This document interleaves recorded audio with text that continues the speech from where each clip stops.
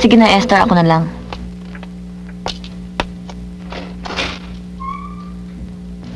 Pa? Ba't kasi ayaw pa akong bigyan ng sariling susi para hindi na ako lagi nanggigising? Alam mo naman ng mama may ayaw eh. Iwawala mo lang daw. Baka may makapulot na iba, pasukin pa tayo. Ikaw naman lagi na lang yung mama pinakikinggan mo eh. Gagawa kita ng kape. Nasaan si Alex? Tulog na, pa. Alam mo bang nag-resign siya kanina? Oo, pa. Baka nakakalimutan niyang, kundi dahil sa akin hindi siya napasok sa opisina namin. Ako nag-recommend sa kanya. Tapos ngayon, hihiyain niya ako. Kung ano-ano daw hong trabaho ang pinagagawa sa kanya, hindi naman siya dapat ang gumawa nun. Ganoon talaga. Kailangang magpasensya muna siya ba? Pangalawang trabaho na niya yan ngayong taong ito eh. Tignan mo ako.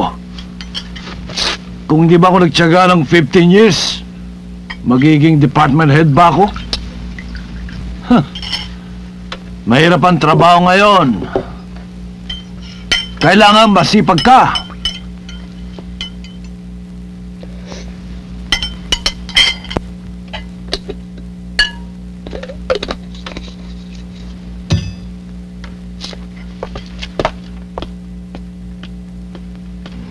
Eto na.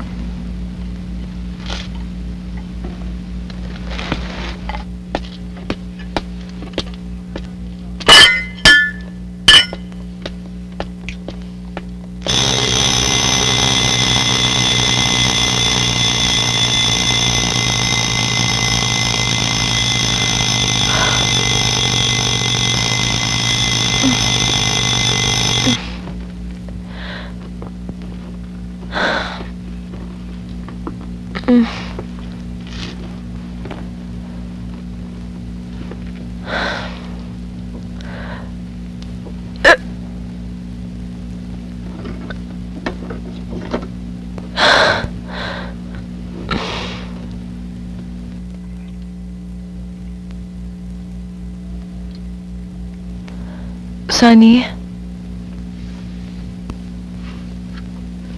Sunny?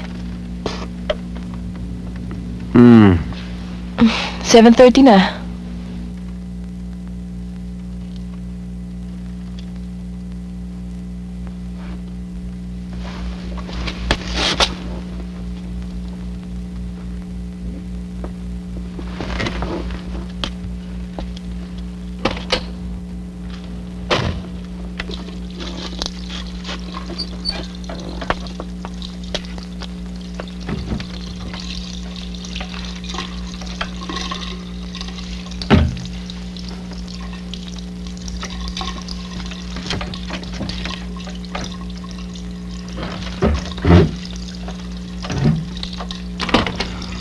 Wala na namang towel dito.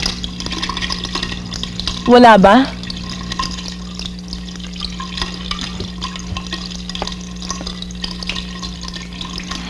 Everyday, maglalagay ka ng towel dito ha.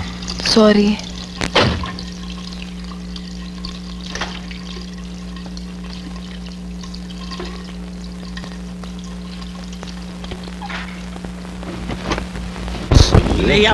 All of a sudden, pagkising mo, tatay ka na pala. Freak out ano? Malapit-lapit na. Bubulo-tuloy ako. Kasing ka na siguro, pare. Gusto mo pang beer? Day na. Puro mamanew pa ako. Bol. Ikaw pare, malapit ka na maging tatay ah. Lapit na nga eh. Ikaw Alex, wala pa ba dyan? family planning pare. Wise yan si Alex eh. Kita mo, hanggang ngayon. Buhay binata pa rin.